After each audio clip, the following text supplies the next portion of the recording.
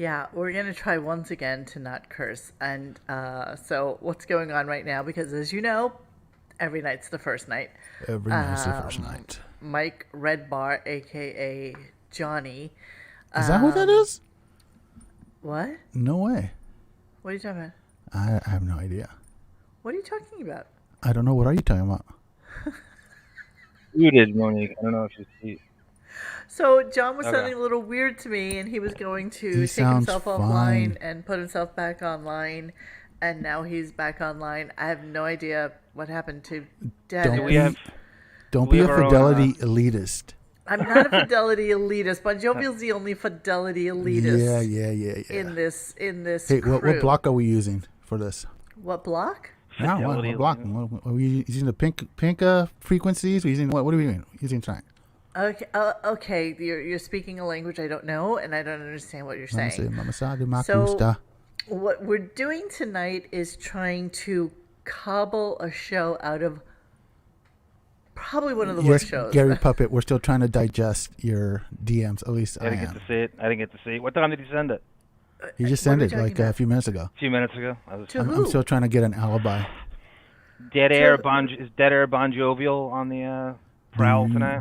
That's Bon Jovial working behind the scenes. You know, There he doesn't it like to be on any show that he hasn't had a part of. What a team player. You can't say that. He's gonna now. I will get the wrath of that now. And you thought Russell Westbrook was worried about his triple doubles.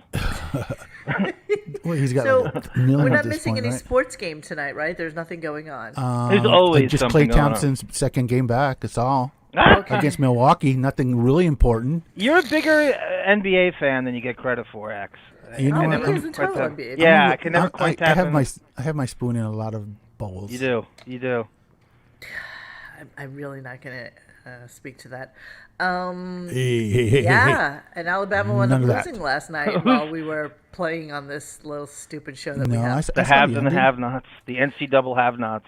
Yeah. The NC double have and have-nots. Congratulations to Georgia on your only I really thought we had a years. chance at Murray State, Monique. I really thought we were going to win the national championship this year. Well. Tiger Lewis says you will pay in Bond's next video. Probably true. All right, so we are going to try once again to not curse. I'm going to get rid of that stupid subscribe thingamajiggy in the what corner about, there. Just out of curiosity, does the algorithm also pick up profanity in different languages? That's a very, very, very good question. I gotta imagine that YouTube is in many languages. You know that. YouTube is not only American, so no way. I gotta believe that the algorithm. You mean Google doesn't get stuffed at the border? You know, you're very spry tonight, Mr. Whiskers. I don't know what's going on over there. I don't know. I have my Cheerios. I'm actually shocked that you didn't put your little mustachioed cat on as your avatar for tonight. Oh, the doggy? Oh my God! Oh, your doggy. He's so cute. It's a pretty awesome doggy. He's so cute. He's incredible. He's so judgmental. He's so judgmental. He's like, is Dennis scheduled to come on, Monique? I'm sorry. Is there somebody on the phone right now? Who's that? Mike Redbar?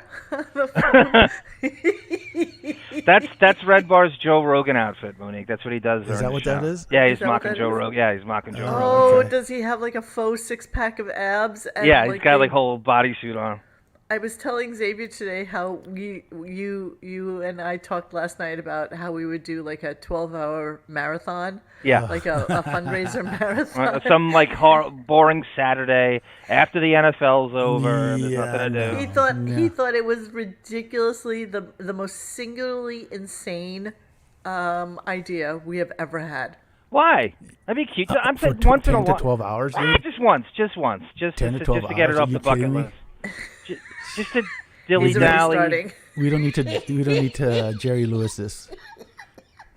You know what I could do, Monique? I could bring cleaning out the computer clips with me, too. Oh, my God. Did you see what Bon Jovial wrote? Oh, Tiger Lily. Yes, Two Master, yes. Like, Tiger Lily's a certified Bulgarian, but somehow we corrected her. Wait, what did she say? She said, the husband has asked me many times, what's with you using the F word so much? Ever since I joined that forum, just saying. Yeah, you know what? I never cursed before I met Xavier, just so you know. I was Kilo, really, I was I promise proper. I will. I'm so sorry. Here, I'm going to comp you your membership for the next 2 months, okay? You know what? I can't tell you how many times. So we have a code word whenever I'm cursing too much and he's like either ordering food or talking to somebody. Alabama. Alabama, exactly. Take a little, you would appreciate how that. many times I'm like ordering food and all you hear this mother and all these like, and people are like, what the hell is what's going on in my car? And he's like, and so I assume I've digested so many people's logies at this point. Because hey, you know what? They don't care if people curse. They get so much worse than that, babe. They get so much worse than my cursing. And every top tier comedian podcast, all they do is curse every 5. I don't know why this is monetized any differently. Yeah. You know, it is a weird thing, and I'm not sure exactly how that works.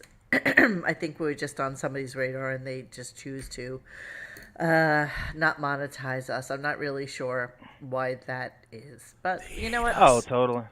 Monique? Can I put this out to people? Wouldn't people like to see Monique do a Stern Show reality tour in the way that Kramer that in New York? The real Kenny Kramer does it with the Seinfeld show, where he visits all the various sites that are on the actual Seinfeld show in the real life.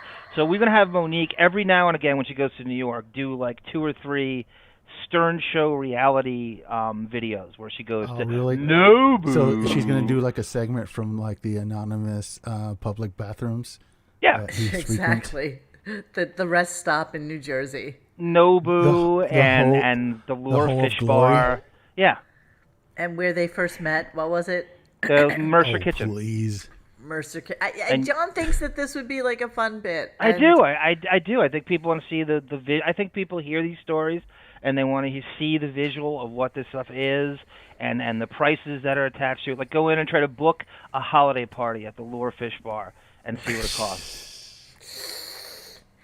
Yeah, let me book a Scores, holiday. right, Ida Greenback. Scores is not whatever Scores the new doesn't exist anymore, does it? Well, the Rick's Cabaret. Oh, that's right. Does Rick's Cabaret even exist anymore? You remember Giuliani had it moved to 10th and 34th Street? Yeah, but that's not the fun part. The fun part is that Scores used to be right by the 59th Street Bridge. Look what David got on it. Look at the great David, the violinist from the Viper Room. Let's see. The tour could include the McGraw Hill Building, NSAL, Nobu, Mercer Kitchen, Rainbow Room, Jackie's Jetty, the Reebok Gym. Yep, that's NSAL. John and I are kind of prepping that. We're going to go there for sure as a couple who want to rent a kitten and see if we could go through the entirety of the Furry Friends extravaganza that is. Good luck with that. I know. I think that would be fun. Homer Simpson's like big cowboy hat with a camera on. All right, so it was really hard to figure out a show for tonight. I must confess. Yeah, bro. I listened to the whole show. I fast forwarded through a ton of it. Basically, the way it worked today was the following: 1 hour was spent on talking to Ronnie about some other, is he a other limo driver or somebody else who happens to be on the show, who happens to be, actually a little bit handsome compared to Ronnie. And it was this whole bagel fiasco that went on over 3 years ago. And they spent about an hour on it. Now we have a gentleman named Mike Perlman in our lives. Mike Perlman. We went over in our staff analysis of was it staff salaries? No, the LinkedIn from the Stern staff. I believe he was on there. We didn't spend too much time on him, but I think we analyzed him enough. And by the way, he sounds exactly like Steve Grillo. Not only does he sound like Steve Grillo, but he is, like I said in the listening thread today, about like 2 DNA splices off of Sal. Yes, just in terms he's a cross between Grillo and Sal, right? He's got that same... He's only 34, and apparently, I don't know. Did you listen to his whole? Because I was indisposed Monday, so I didn't listen to this initial segment. Is he another wave of security? Yes. Now, so he's kind of. I would imagine he's running the show on the hallway protocol, the freight elevator protocol. If I had to guess what his real job is. I can't even imagine that any of us care. I mean, we got to be honest. Nobody cares. I don't think we care. I don't know what he does. I don't know what his involvement in the show is. I don't even care.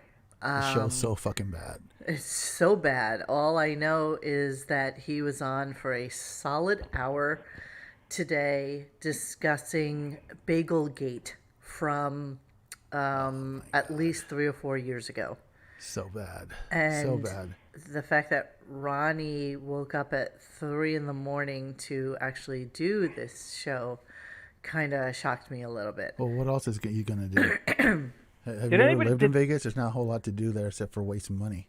X, did you listen to, anybody in the chat, I'm sure a few people did, but it's been a few years now. We did a show on Howard's god-awful book, Comes Again, which I think is one of, if not the worst thing in his entire legacy, to sully his legacy. It is the biggest piece of shit. It's as bad as a CBS show. So anyway, he did a tour, and we covered his media tour. So I think we did multiple shows on this. Who's and tour? We covered Howard, when Howard was promoting Comes Again. Okay. We did about 2 shows. So he did this, he did NPR with Terry Gross. Yes. And we discovered a new term during this interview called groovin'. Does anybody remember when we excavated the word groovin'? And this is Howard's lingo for when he doesn't have a guest and he tries he's to just grooving, right? Groovin'. With the staff, and he's too lazy to have a guest on, and he thinks he shouldn't, and he's so tortured. He needs 2 weeks to decompress, so until he has his new guest on, and he does these bullshit shows where they have manufactured god awful, unfunny, it's so bad. Forced drama with the staff. It's called grooving. This is literally the point of the show where it's just Grandpa Simpson talking about the onion on his belt. Here's Mike Perlman. Another Eugene. That's right. Like I said, one gene slice off of Sal Garvinelli, which I'm sure Howard appreciates him because he's kind of muscular and muscular and a little bit on the more handsome side than some Bon of the other Jovial. guys. Yes, great drop, Groovin'. I have it saved somewhere. What? If not, I'll get it. Yeah, from the Terry Gross interview. Okay, he'll have to have a drop of that. Okay, cool.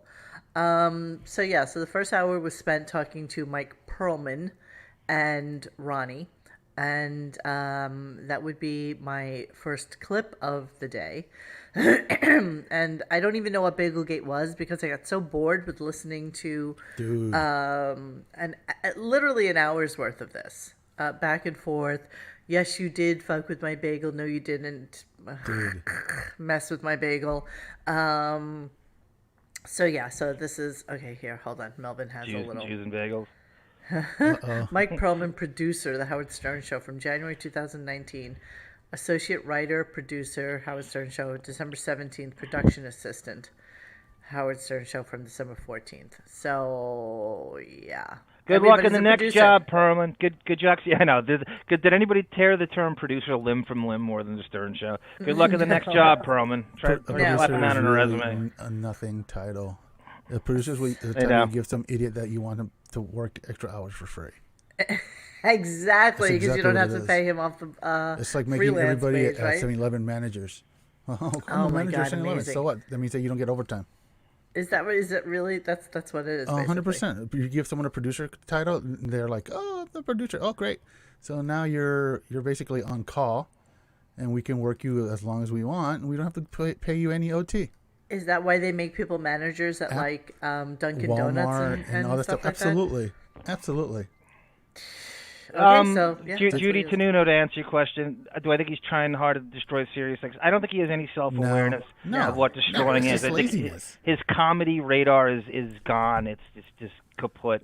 He doesn't exist anymore. He doesn't know what's funny. He's too out of touch. I think he destroys everything he touches.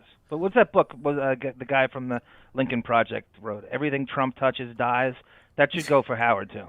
I mean, that applies to him in every way. No, I just think... Rick Wilson. But somehow he's managed to survive for 40 years. It's a classic successful trope where someone becomes super rich and they surround themselves with yes people. Yep. They don't want to hear any sort of constructive criticism or any goofing on them because their egos can't take it. And this is the product of it. This has been for years now. But he's created an unaccountability bubble around him as well. From the first contract he signed, he has no ratings. He has no. There's no quality control. No accountability. He has people working for him that really couldn't get a job anywhere else, making decent money. They're not going to. And they're all beholden to him. Like, right? I can't. Yeah, exactly. I have no prayer in life unless it's for you. So how are Richard and Sal associate producers? Yet somebody named Mike Perlman, who guarded the elevator door, is a associate producer is actually a nothing title. An associate producer is just someone who provides content. How is he a producer? But that means nothing. Do you think they care, Monique, what they put on there? Like, seriously, do you think they care what they put on there? It's an ego thing. Yes. Like, I'm a producer. Do you think Marcy cares that Mike Perlman creates? Marcy doesn't work for Sirius. What does she give a shit? Yeah. No, his employees, what they put on their LinkedIn. Why would he care? You know what? If he can pay them less and not give them overtime, like Xavier just said, why would he care? It's exactly all it is.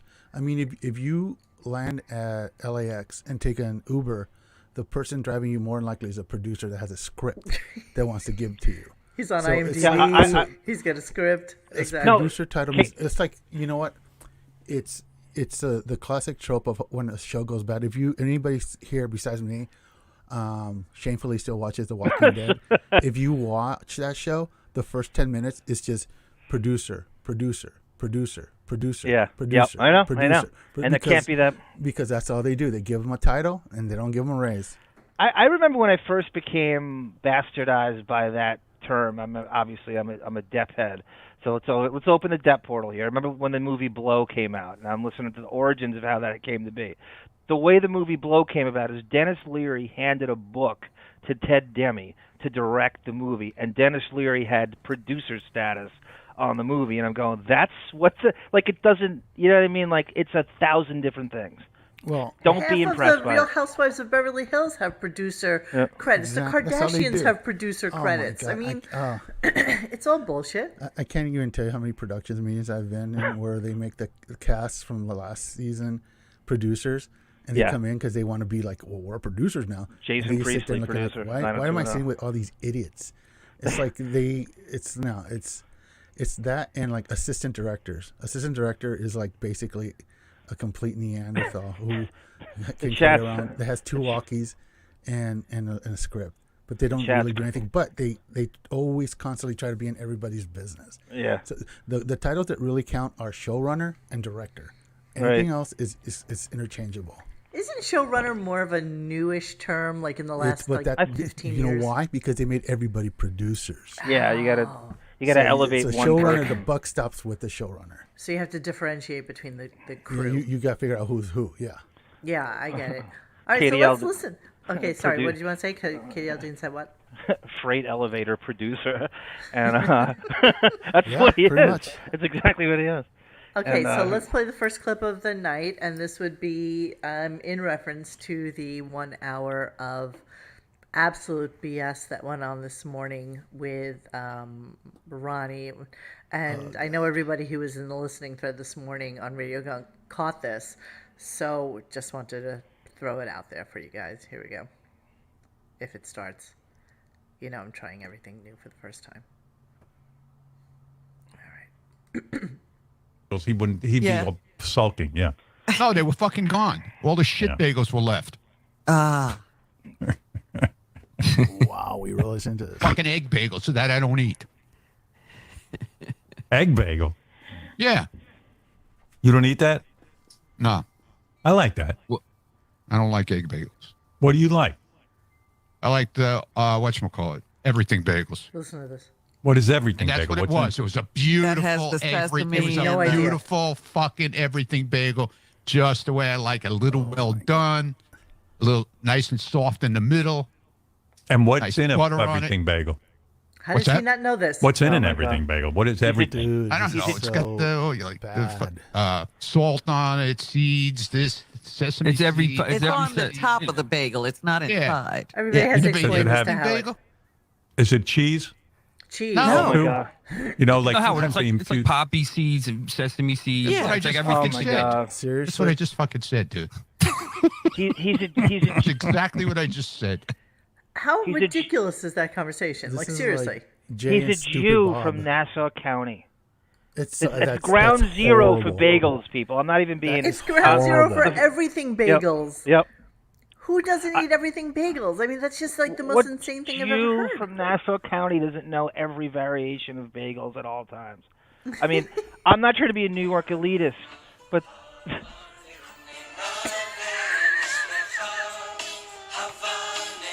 I thought it was the Partridge Family doing it.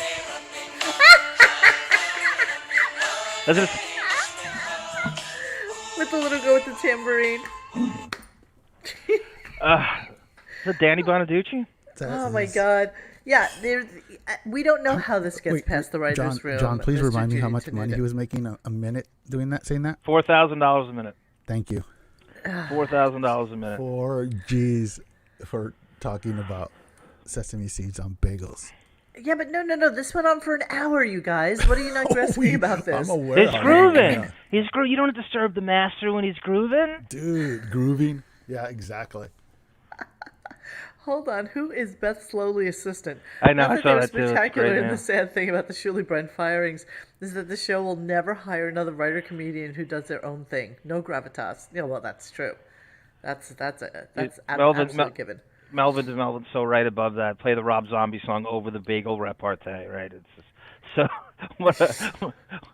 what a provocative rockin' segment. That really wakes you up. Mr. Judy, when he's saying, "I thought Howard's only half Jewish." Remember when Gilbert Gottfried was roasting Howard, and his parents were there, and he looked at Ben, he looked at Ray, and goes, "Howard, which side isn't Jewish?" So who's not the Jew? Yeah. He was genuinely lying about that for years. Like he didn't think, they'll get it. They know I'm not. Remember? He wants you to think he was half Italian. In the 90s, he was a born-again Christian, allegedly. What? No, he was. Back when he was K-Rock over here in L.A., he would go on sometimes about like, I'm really Christian, blah, blah, blah. Back when he was still... Yeah, you've heard that half-Jew stuff, Monique, right? That's not it's not obscure. Exactly, exactly. He sold that. Why did you think he did that, though? Because... To try to not alienate the Gentiles, yeah. Because his audience basically... I mean, come on. You've been to our site. You know how it is. And it's like he's catering to the people who he knows is listening to him. If he was honest about it, he might have lost listeners, sadly. David C., yes, there are many SNL's people that are sort of sub-licensed on this awful show, and some of them do voices, and they're kind of I don't know that there's any SNL writers there on absolutely this is. No, they admitted show. it. They admitted it. There's Really? Yeah. There's 70 people, Monique.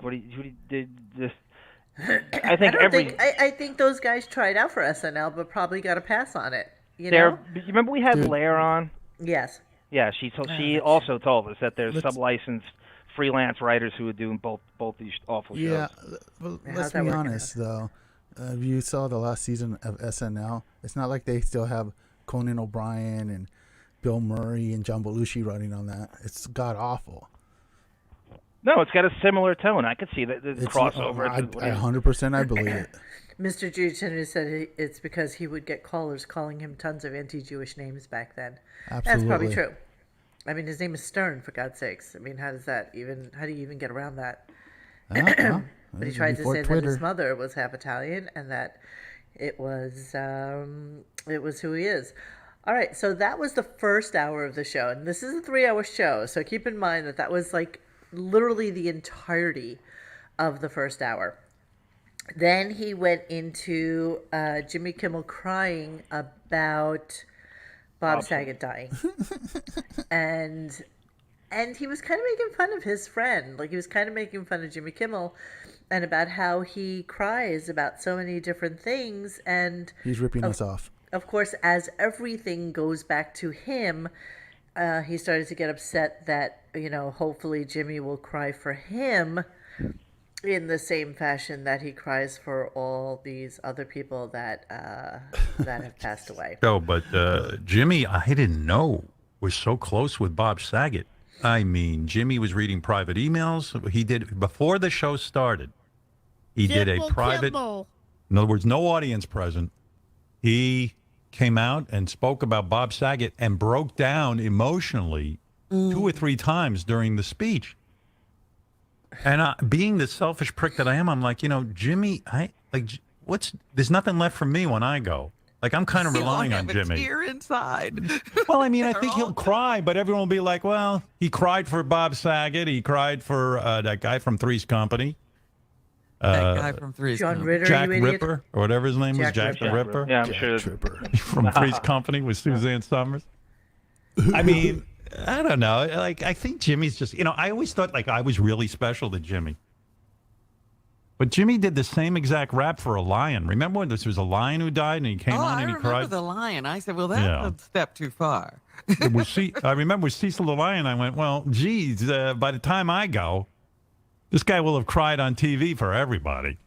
I think what Howard forgets is that Jimmy Kimmel lives 3,000 miles away from him and has a cadre of friends who he's actually close with. Not just somebody that he emails every once in a while or, does the obligatory visit to the East Coast and stops at his house for a couple of days to say hi. Jimmy has real friends. He's the Jim Vivant of he has that networking skills, and he's going to be friends with everybody, and he really worked it well. I mean, he really has managed to align himself with all these different people out there as evidence he can make Howard a party. So that was a major skill he had in order to do that. So he has legit friends. I love Howard this one. Miss Beaver hasn't had. I'm sorry, go ahead, Xavier. Howard doesn't realize that he is just Jimmy's girlfriend in Canada at this point. Kimmel's life is based on imitating Letterman and Howard. So to get as close to them as possible and to emulate. I truly believe he got divorced because Howard got divorced. I'm sorry, just reading comments. Miss Beaverhausen says, Howard is closer to Jimmy than Jimmy is to Howard. I think Howard is that weird, needy friend that we all have. You're probably exactly right about that. I agree. It's turned into that, but initially it was Kimmel trying to become his friend. And now it's flipped because Kimmel became more powerful in what he does, and now Howard needs him more. We don't have any idea how many guests Kimmel has probably booked on this show. I'm sure they got Affleck because of Kimmel. Somewhere between, it wasn't because of Howard. I think a lot of those people, the Anistons, Courtney Cox, I think all of those are, Clooney, are from Jimmy. Yep.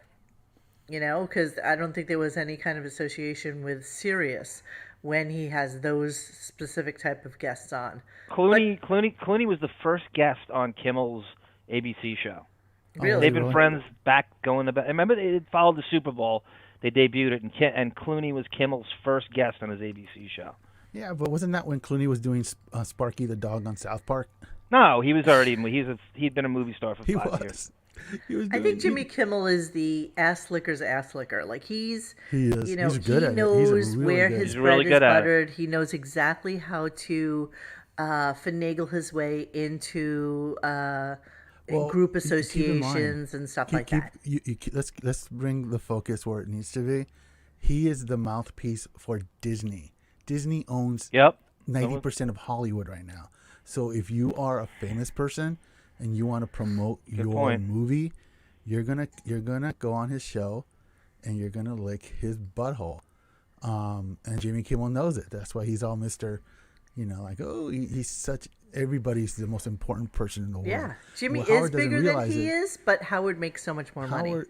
Jimmy is. It's all about money with Howard. That's why he gets to hang out with these people. I think. Yeah, Jimmy is essentially Marion from Brooklyn that actually made it. I mean, that's all he is.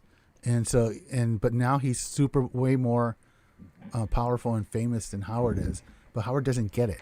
Howard still thinks that he somehow, usurps Jimmy's popularity or whatever. And it's never meet your David C. is never meet your idol. Exactly. Kimmel's he's got to be why like Howard wants Jimmy to cry at his funeral? Because it'll drown out Beth laughing her ass off throughout the whole service. David C. says Disney owns 90% of Hollywood. You wouldn't know that by Disney Plus. That's true. Yeah, well, they're trying. Mandalorian. Yeah. How's that other one? Boba Fett. It's actually not bad. Not bad. Is it as good as Mandalorian though? No. Well, listen. Here's the thing. Boba Fett got famous because he was a mysterious guy, always wearing his helmet. And now I've only seen one episode, 2 episodes, And he's like has his helmet off the whole time, which kind of defeats the purpose of the mysterious bounty hunter guy. True. So true. That's like Snake Eyes from G.I. Joe. Exactly. Yeah. Like, I don't want to see who's underneath that helmet. Yeah, I don't even care to see the Mandalorian underneath the helmet. Yeah. I think they kind of blew it by letting him reveal himself two episodes before the last episode and then doing it again. Mandalorian's awesome. It is. It is. I look forward to seeing it again. Not gonna lie. Yes, absolutely. Cindy KG. Hi, Cindy KG. I think Jimmy tries to distance himself from Howie now. It's not like Howard will travel these days. That's true, but don't forget they came to visit him over the summer this year, and he made sure that they all had a COVID test before they entered the house. Ooh. And that's a very LA thing right now. You always get people with COVID too. Yeah. So Howard ain't doing anything special. I heard that there's the biggest lesbian bar in New York actually started this trend where what they're doing basically is before you actually enter, they added like another $5 onto the entry fee into the bar. And with that, you get a COVID test right at the door. So if you're negative, you get to come in. And nice. Regardless of your vaccine status, which I think is insane, but that's where we're at. That's where we're at. All right, I'm gonna move on to the next one, and this is about what Beth said to Howard about Jimmy crying, and of course this goes into the Beth happy hour that came. Monique, do you actually have clips of Kimmel crying, or did he? No, he actually didn't play them. Oh, okay. So I think it's on YouTube. Isn't that weird? He actually didn't play it. Yeah, it's really strange. I would get sanctioned by the Kimmel people. Oh, there's someone there. They're the worst. Banhammer waiting for you to say. There's no way I could play that. All right, here we go.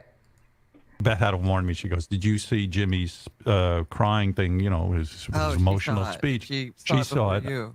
And I said, "Oh, forward that to me. I need to see it." She goes, "No." Yeah. She goes, "We don't have a lot of friends." I go, "Whose fault is that?" Sounds like she's blaming me. She goes, "We don't have a lot of friends." And she goes, "We're really lucky to have a friend like Jimmy." I was like, so what? I'm not going to see Jimmy crying? She goes, "Because I know you're going to insult him and make fun of him." Yeah, that's exactly right. That's exactly what you did do. You insulted him and you made fun of him. So Beth, shockingly, was right on the money with that. Hey, the sun's got to shine on a dog's ass sooner or later. What? Babe, what? You heard me. I think we lost Mike Redbar. Oh. No, I'm here. Oh, okay. Oh. There he is. Am I coming through? No, I replugged in. I just was like, do I sound louder? You're fine. It doesn't even matter at this point. You're as good as you're going to be for tonight. I'm actually shocked that we lost Dennis. He was planning on coming on tonight. He was never on. He didn't come on before me. No. He didn't, okay. Henrietta Hudson. No, it's not Henrietta. Is it Henrietta Hudson? It might be. Katie Eldon is spot on. It's not about friends. It's not about relationship. It's about she doesn't want to lose that fucking Hollywood invite. That is the key to Hollywood. It's nothing to do with friends. Yeah, nothing to do with friends. Yeah, you're exactly right. Her what's Jimmy's wife's name? Molly Plain Jane, who was in the morning show. They gave a cam to let you know how tight that Aniston bond is. Molly Plain Jane. They did 3 Howard references on a tube so far that I've seen. Well, isn't there's a new Scream movie coming out, what, this weekend or next weekend? Yeah, David Arquette. Right? He has Courtney Cox on again. Yeah. My guess is no. Well, isn't Dave Arquette? He's in it too. He's in it too. What happened to him? He'll never have him on again. No, he's beneath it. He's on Saget territory. He's got that sort of B-list, C-list stank on him. Really? That's exactly right. But the way Howard, rates celebrities, he dropped into that weird area where he can't have him on. It'll lower his celebrity quotient. You either have Courtney or you have David, and you can't have both.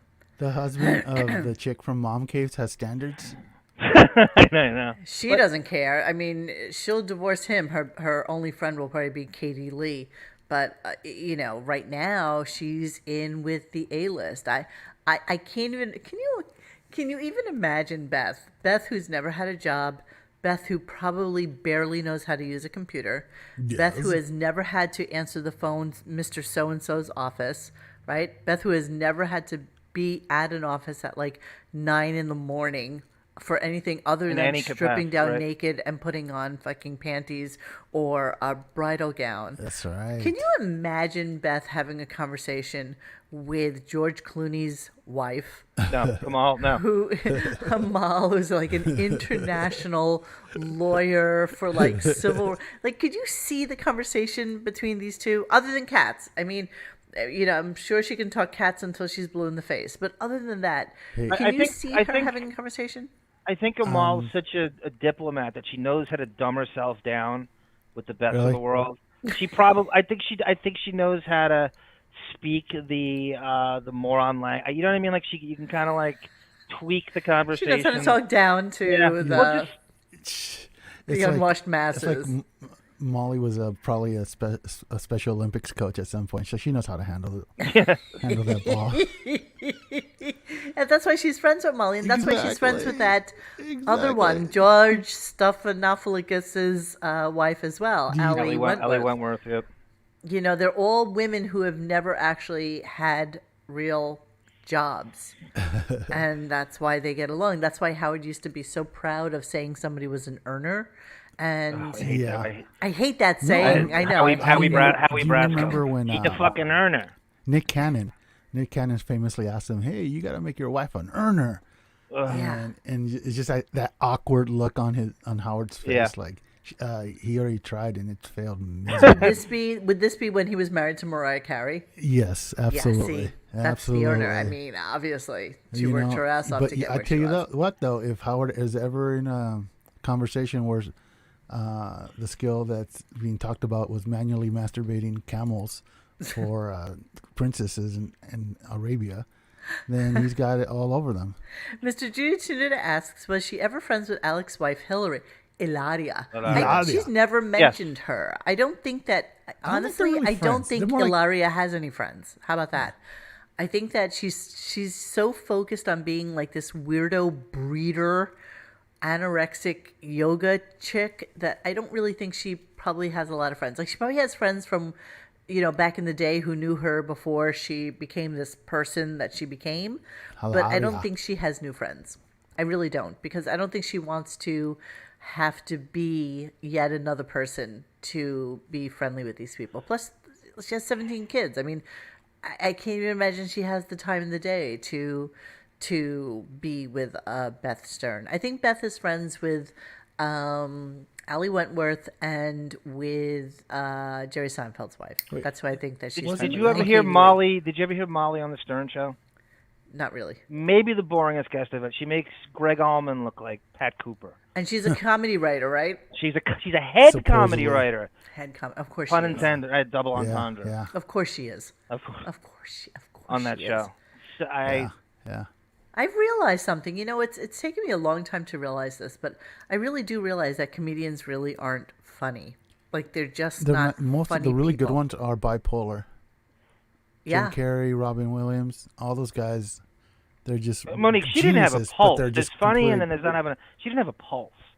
And she was in there, and I remember we had to hear Howard all the time going, "Oh my God, I don't know what to do around you and Molly. It's so witty, the conversations you have. I don't even know what to say. I mean, Molly's so fun." He's doing that thing, and then she comes on the show, and it is, what a dud, what a Molly Plain Jane banal bitch.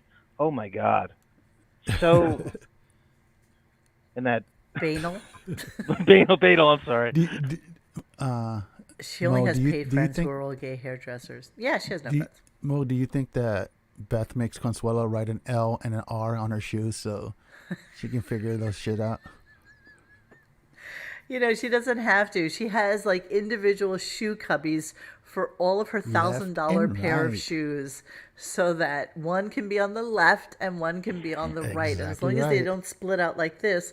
I had a friend one time who actually put his left shoe on his right foot and his right shoe. I did that.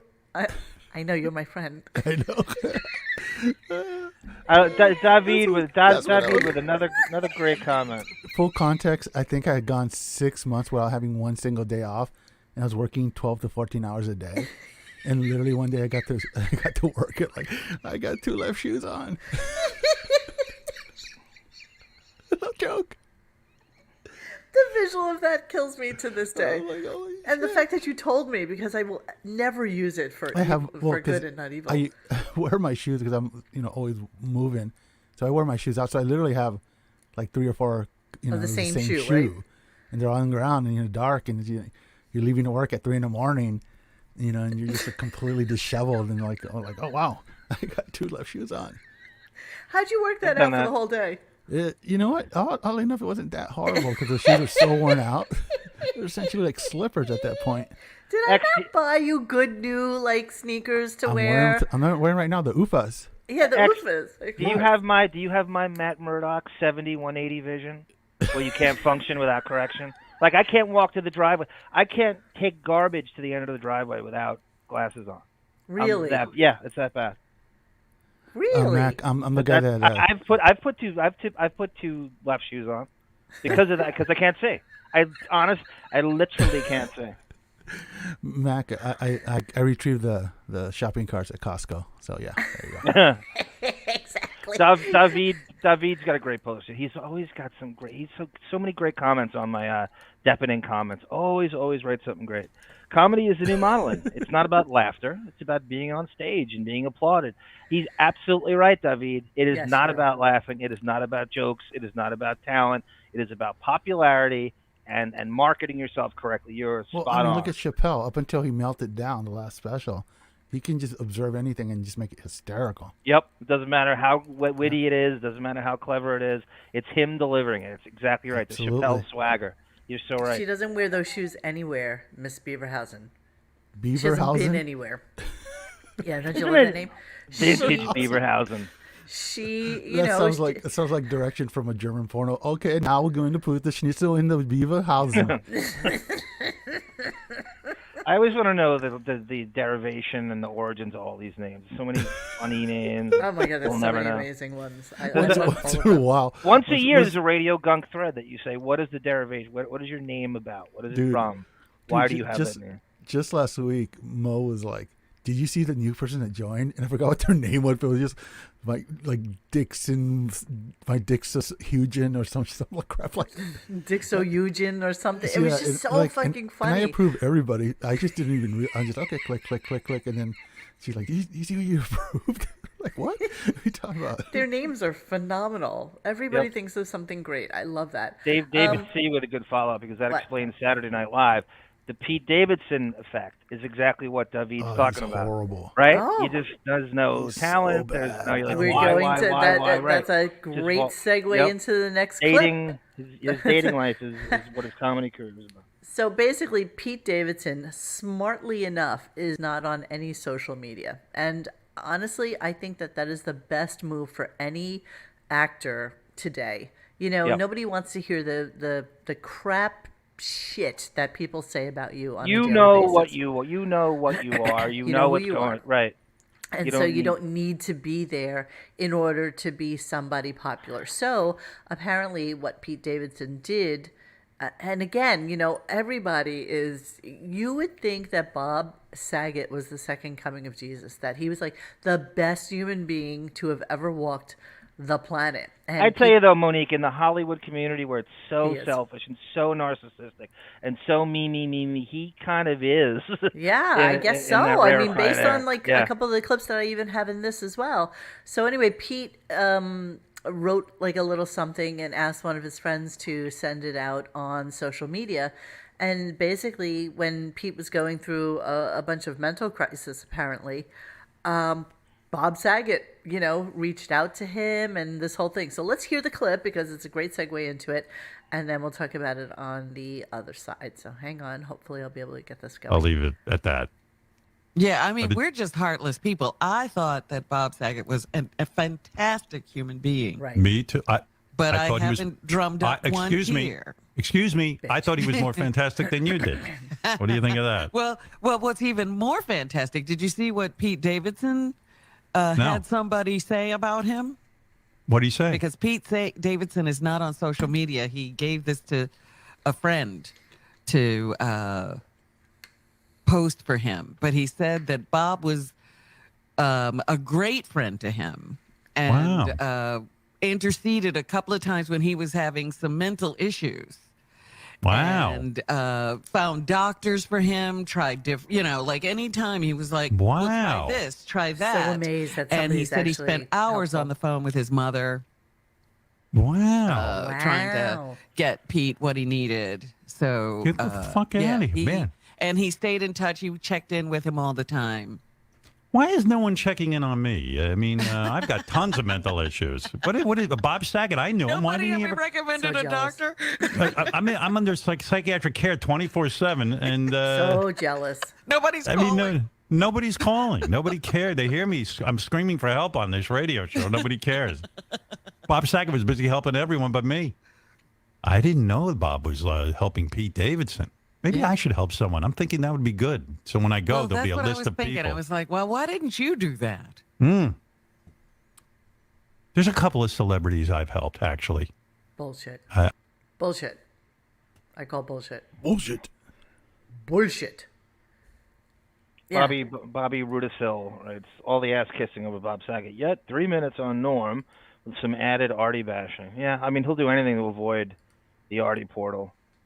Is Norm? Somebody was telling me, I guess in the chat yesterday, did Norm take a shot at Howard after what was it actually? It was he blamed the Howard Stern show for enabling. That I know. That there's something after that. That I know.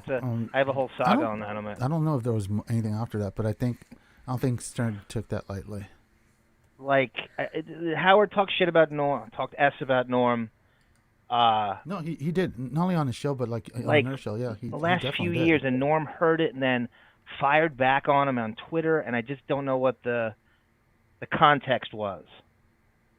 If anybody knows, I didn't see it. Yeah, I think most of it was. Oh, right, Dubby. Thank you. Yeah, Howard implied Norm doesn't work hard or didn't take his comedy career seriously, and then Norm set him straight. But I don't know what the tweet was, and I'm glad he did. In a Sarah Silverman interview. Okay. Melvin Letter says, David Vaughn's stand-up is dead. Too many podcasts have spoken too much about it. People have seen behind the curtain. Worse, in this cancel culture, I'm not sure how you even make jokes. Yeah, you know what? As evidenced by the latest Dave Chappelle stand-up on Netflix, they tried really, really hard to cancel him about transphobia and stuff like that. And you know what? He doesn't even care.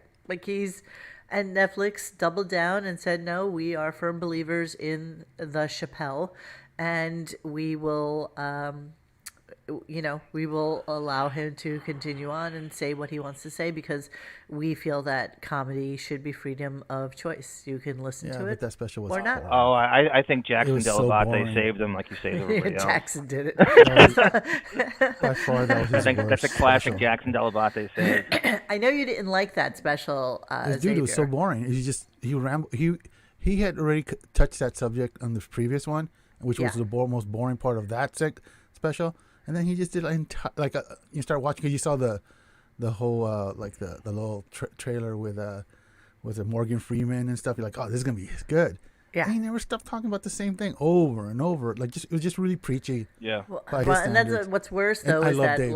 I love Dave, but that was not. I know you love Dave, but Tumasta says comics talking shop is the worst. And what's happened is because nobody could go out on the road for the last 2 years or be around a lot of people. Everybody and their mother has Whiskers a podcast. is just triggered. You're such a tool. I respect that opinion. I respect that opinion, X, because Chappelle is so sacrosanct. He's so beloved. He's such a sacred cow that if God forbid you don't like every friggin' syllable out of his mouth, you're like the man. He's a genius. Yeah, I don't know what made him do that last special the way he did. Yeah, if you don't like it, that's your subjective. You don't have to like every friggin' thing he does. Oh, I know. He's worshipped all the time, every time. You're allowed not to like him once in a while. I can lip sync to his show, dude.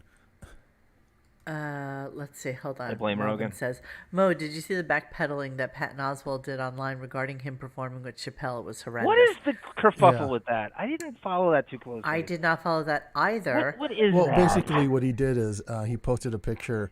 I guess Dave came to visit him at one of his shows or something. Yeah. He posted it and people started giving him crap about this. Like, why would you care? Why would you care what? And then like next day he wrote this long-winded apology. It's like, dude, Patton, what the have some balls, you know? Like, he's my friend. Screw you if you don't like it. Again, you know what? Pete Davidson has the right idea. Stay off social media unless there's something that's really, really important that you need to write up. You're going to be headlining at Chuckles, or your new podcast is coming out, or something. Just shut the hell up. I mean, nobody really cares about your opinion about anything, to be honest with you. That's the problem. And they're not funny. When you're a social media slut, you just care too much about what people have to say about you. And yes, it's like you need it. These guys are just trying to please everybody. It's like, dude, grow a pair. And they're not funny. All comedians have podcasts now. Every single one of them has every single other one of them on their podcast. So it's kind of like this circle jerk of all the same comedians doing the LA comedians and the New York comedians all have three, like the guys. 3 or 4 good friends who they have on all the time. And every once in a while they'll have somebody different on. But it's exactly the playbook that Artie's doing right now. Let's be honest. The people in the chat, some great posts. The Super Trooper writes something about art. Yeah, it is amazing the verbal gymnastics you have to do to avoid bringing up Artie during the Saget stuff, because Saget was really one of Artie's many guardian angels. Yes. Right? I mean, that's the guy you help. That's the guy where your recesses, your ability to be a armchair counselor is strained to the max when it comes to like an Artie, and nobody efforted more than Saget. So how Artie doesn't come up in this whole with dirty work, it takes a ton of effort to avoid that. It is amazing. It is. They have surpassed the whole the Cunningham's family older brother when just Chuck. Yeah, Chuck with the Rick with the Rick Barry. He went up the stairs and never came back down. That's all she wrote. Why do you think that is? I mean, isn't Howard so powerful, so famous that he can talk about anybody and would be no sweat off? Where's the repercussions? Why don't you talk about Artie? What's the big deal? My favorite thing about Happy Days is they're in Milwaukee, but everybody has a Long Island and Brooklyn accent. Yeah, they're all Jewish, basically. The whole show. It's like everybody on Bonanza was Jewish. They were all cowboys. Do you know why the Bonanza boys got along so well? Why? With their dad, because they were all the same age. Really? Oh, right. Lauren Green. Like Lauren Green. All was older than they're all like son's they older all look than the the exact father. same age. Yeah. I don't know anything about this. I just thought that. Yeah, I never watched that show ever. It's not really part of my. I remember the episode where Little Joe went blind and he had to learn how to drink water from Artie's that in the blind girl. multiverse. I don't care. And she poured water. She goes, when it gets to the top, it stops making noise. All right, my next clip. We have references for everything, people. Between you and John, I really don't know who's worse with the references. It's actually almost frightening. So my next clip is Ralph. And so Ralph started telling a story about the fact that his sister has something called scleroderma. Look at Monique. Look at Two Masters list. This guy is amazing with his. Where are we looking? His talk radio. Just he writes all of Artie's guardian angels: Bob Saget, Quincy Jones, Judd Apatow, Orlando Jones, Colin Quinn, Stacey Lang, David Bell. That's so good. That's such an extensive, great list. That's classic Two Masters. Dang. Long list of guardian angels. Yeah. The only thing you're missing from that list is Pasta Fasul. Curtis You ever see him, Monique? And all you're so intrepid. I used to see him all the time. I used to see Guardian Angels all the time. All the time, but then they went away, and that was the end of it. I got yelled at by a Guardian Angel one time in Urban Studies in Long Island. So they had a Guardian Angel come to the high school to give talk about the city, and they took questions at the end. And I go, what's the deal with Curtis Lewa? Does he even? He doesn't do patrol anymore, right? He's just he just went Hollywood. He's like, don't you dare talk about Curtis. He is as dedicated as when the day he started the Guardian Angels. You take that back. So I funny. see him on the subway at 3 a.m. You don't know anything. They're like the Harlem Globetrotters without fucking jerseys. I mean, let's be honest. Nobody gives a shit about them. Harlem just happen to be around. That was like in the 80s. Funny. I remember even in San Diego there was like a little chapter of the Guardian Angels. A chapter. And my friend joined. I'm like, dude, where are you gonna patrol? We're gonna go patrol Balboa Park. Yeah. Okay. Go for it. Well, in case of the freaking orangutan They gets all out of look line. like What are wannabe you warriors, though, with Yeah. their like satin jackets and little tam It was all hats. about the beret. The beret. It was all about that red beret. And my friend was so proud Never of changed. it. This is Curtis 1990. Lehman was This is running for 1990. mayor. He still had the stupid red. Exactly. Like, Tam this is hat on. Guardian Angels in subways, but over here it's like, dude. It's like, dude, you're pulling the Cure thing right now. You're trying to be It's like- something that you haven't been in like 1,000 years. Get over You're yourself. gonna patrol Pacific Beach, make sure no one's surfing Goofy Foot. What's going on? Exactly. It was a black Push guy, this- and he's push looking at this. me like, you spoiled Long Island, Suffolk County punk. How dare you talk about my leader like that? I mean, that had to be. I'm like 16. It's like 1990. Well, there's a little fight going on with Tiger Lily and G Canada right now. Tiger, I would expect nothing less from a person from those great Christian states. Not surprised at all. Oh, see, you don't know Tiger at all. Tiger's not not. a Southern girl, a Southern charm girl. She will is rip your all- heart out and show it to you before you die. and then she'll eat it. I wish Tiger Lily was my mom. Oh, dude. I was thinking this I wish last she was my night. teacher. She buys her kids Bomba socks, so she was she's my so teacher. involved. She's so involved in her kids. Like, she knows every aspect. She's so passionate about what her kids are passionate about. She knows. Isn't that like the perfect mom? She's got the cool factor, and she Until gives she you tough smacks you in the love when you face. need it. Yeah. No, Oh, she's cooler now because she's part of us. Let's be honest. Yeah. You know, we've kind of coolified her a little bit.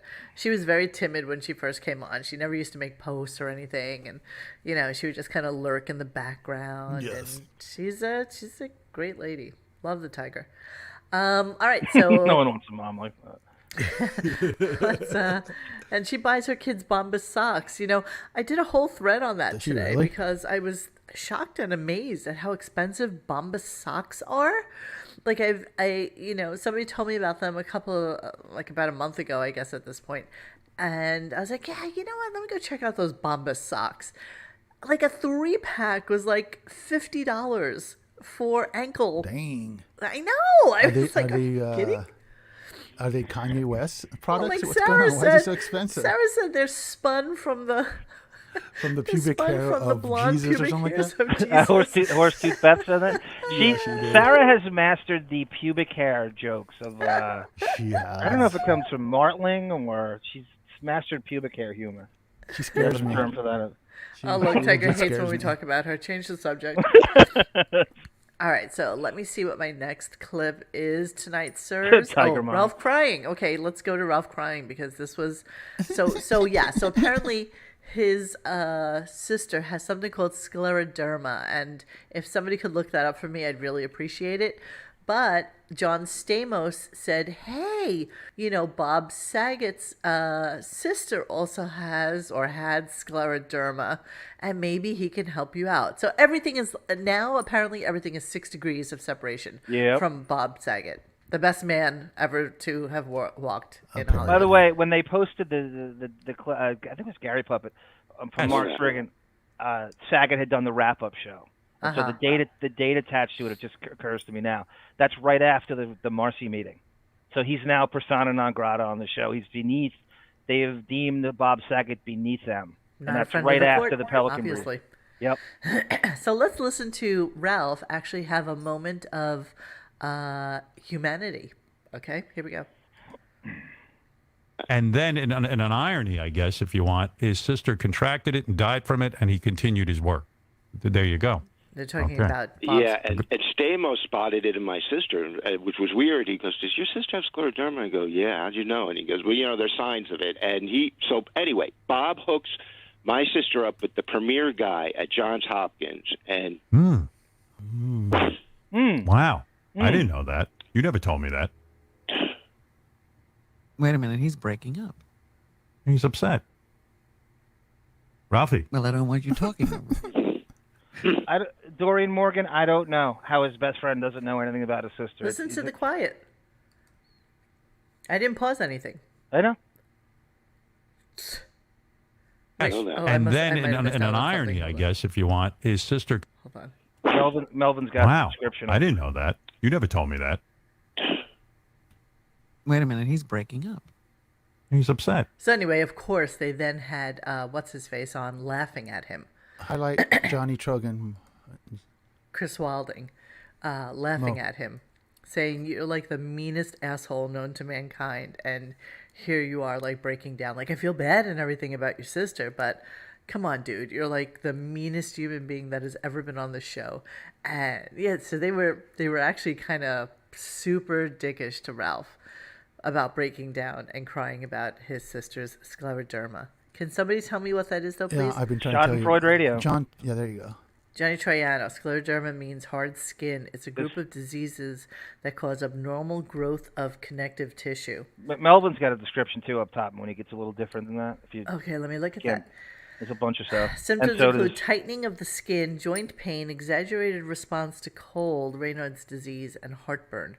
Treatments include medication, physical therapy, and surgery. I can't imagine you can die from a skin disease like that. Is that like Rocky Dennis? Scott Shannon? I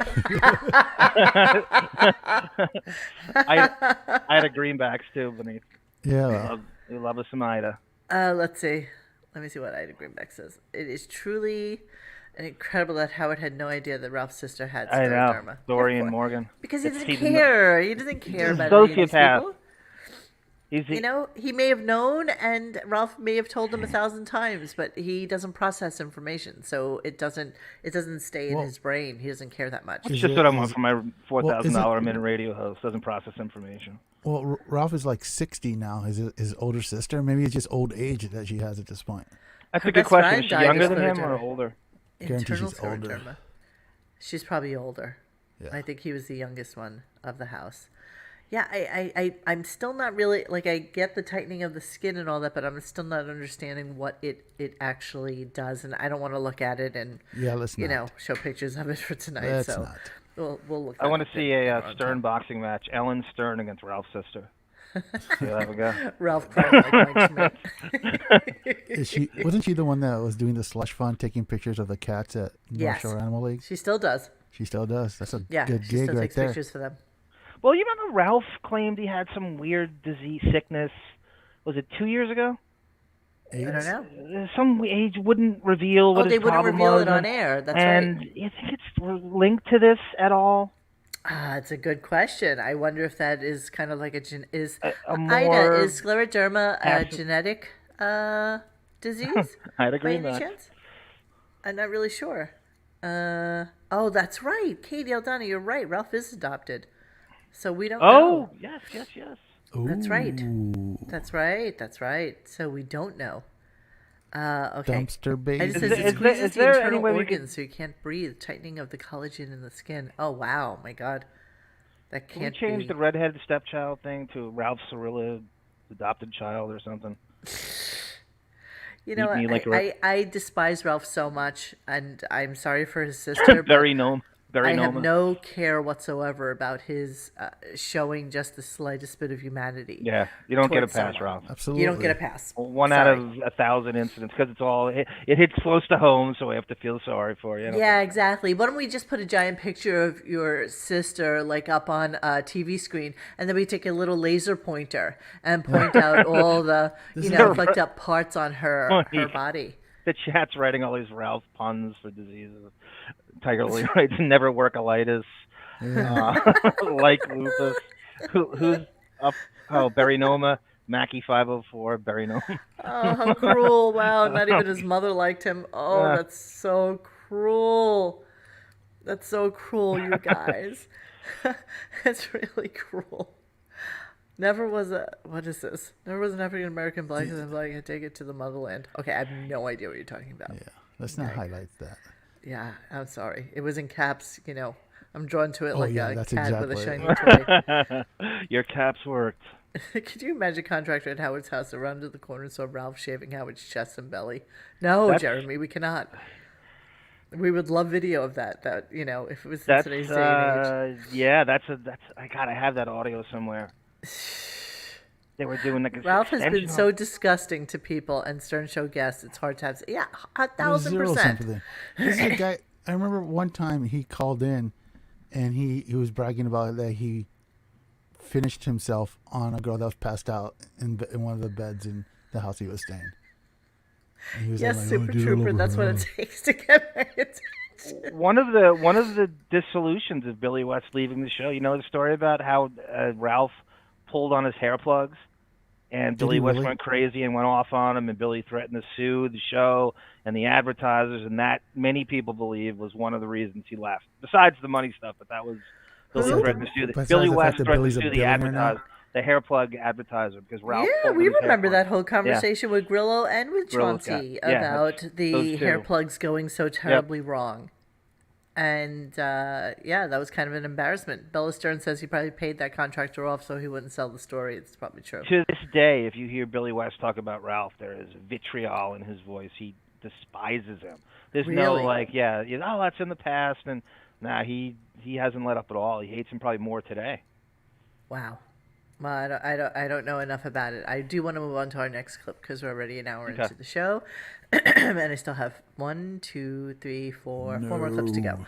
Okay, so this was just kind of weird to me, and you'll understand why as soon as you hear it.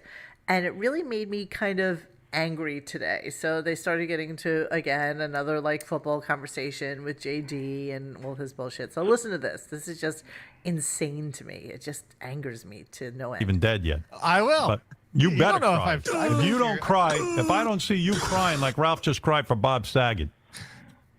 And that fucking Ralph, believe me, if I wasn't alive, Ralph wouldn't be alive. He better cry when I'm gone. In fact, it's outrageous. But I'll tell you this. Listen to this. You two guys are crazy. And now I heard the ultimate craziness. Ronnie is becoming a Las Vegas Raiders fan now that he lives in Las Vegas for 2 weeks. You're supposed to be a fan of the town that you live in. Come on. This is a guy who was in New York. Fucking whole life.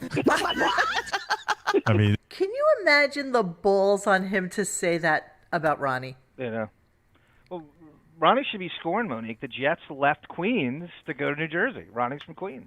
Right, I would. But can you imagine? Howard has said to absolutely every single person who has ever been a part of his show that you should root for the team from your home or from where you live.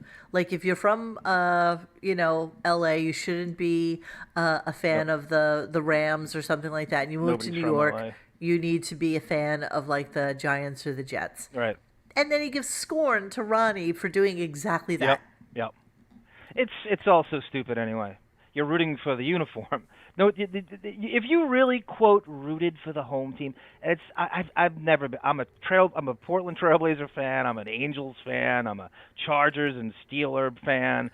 So I don't abide by that. It's absolute bullcrap. If you really quote rooted for the home team, you would root for the team that had the most people on it from your areas. So if the Memphis Grizzlies had 5 people from Long Island, that's who I should be rooting for. You're rooting for the uniform. They don't care about you. The people are not from the area. They will leave that team in a heartbeat as soon as someone offers them more money.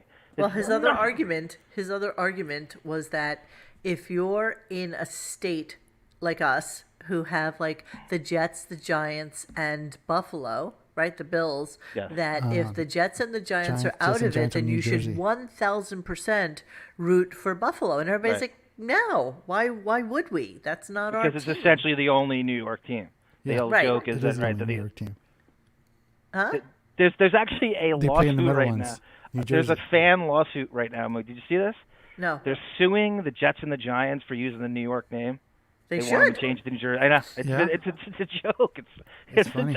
And they share a stadium. Well, Monique, you live right by. What happened to the Jets' West Side Highway debacle? Yes. So that development was such a boondoggle because what happened apparently is that they would have had to rebuild and the Lincoln Tunnel and the Holland Tunnel are absolutely decrepit at this point. I'm shocked that water hasn't come through there and like just buried a million cars. And they would have had to rebuild that whole thing as well as the Port Authority. And this was pre 9/11, so they didn't have the funding to do that, and as you know, and as Xavier knows, with the Chargers moving, they expect the cities to pay all the to foot the whole bill for. It's like, we're doing you a favor, you should be happy that we're doing this. I don't understand why they didn't make the Mets, the Shea Stadium, also something that the Jets could use. I don't understand what happened with that. I don't either. But infrastructure-wise, it was horrible. And I know I've told the story of how I used to love, when I traveled for business, to go to different baseball stadiums. Like one of my sales bosses, this guy named Joe, used to love to go see a game wherever we went. And Seattle was like the perfect emblematic of what a city could do if they really wanted to build a stadium for a team. It was within biking distance of downtown, and there was like a tram that took you there, and there was all sorts of ways that you could get there. You could walk there. It's 15 minutes literally from downtown, and just a beautiful stadium right on the water, just as gorgeous as something can be. And that's exactly what the Jets and the Mets, honestly, should have in New York City. Yep. But you're right. They're in Jersey. Why the hell do we give a shit about them? The teams want their own stadiums because the licensing for the seats are like ridiculous. You don't just buy a season ticket. You have to buy the license to buy a season ticket. It's in the thousands. It's absurd. What do you mean? I don't understand what you're saying. Basically, if I wanted to be a season ticket holder at SoFi Stadium, I can't just buy the season tickets. I have to buy the license to have the right to buy. It's essentially selling a seat twice, and they make a ton of money off of that. So somebody buys it like as a bulk and then as a reseller to other people? No, I don't know how exactly. I mean, clearly I'm not a season ticket holder, but no, you essentially have to buy the license to the seat, then you can buy season tickets for it. Did the Meadowlands area used to actually like Oh yeah, it was totally like a marsh. So before that was built there, it literally, I mean, that's why it's called Meadowlands. I mean, they were going to call the Nets the Swamp Rats, Monique, at one point. They were going to rename the New Jersey Nets. And then the best thing is, for anybody who lives in the area, which I love, I just love the expenditure of money and the epic failure that it is. So next door to the Meadowlands, there's a season license. There you go. Is this gigantic mall. And you know how popular malls are these days. And it was a gigantic mall, and it has like a ski mountain in there. Like the Japanese people love like those indoor ski hills. So it has a ski hill. It has like a roller coaster. It's kind of like Mall of Americas, except more upscale and apparently like better restaurants. So instead of Applebee's, maybe they have like Carambas. I don't even know. And so they put millions and millions and millions of dollars into it, and then that got caught up in a whole shit show because there wasn't good traffic flow. They were like, what if people are coming to the mall and there's a game or there's a concert at the Meadowlands? It's literally right next door. Yep. And so they didn't have the infrastructure. So the company went bankrupt. This other company bought it and spent millions and millions and millions of dollars in fixing it and getting it just so.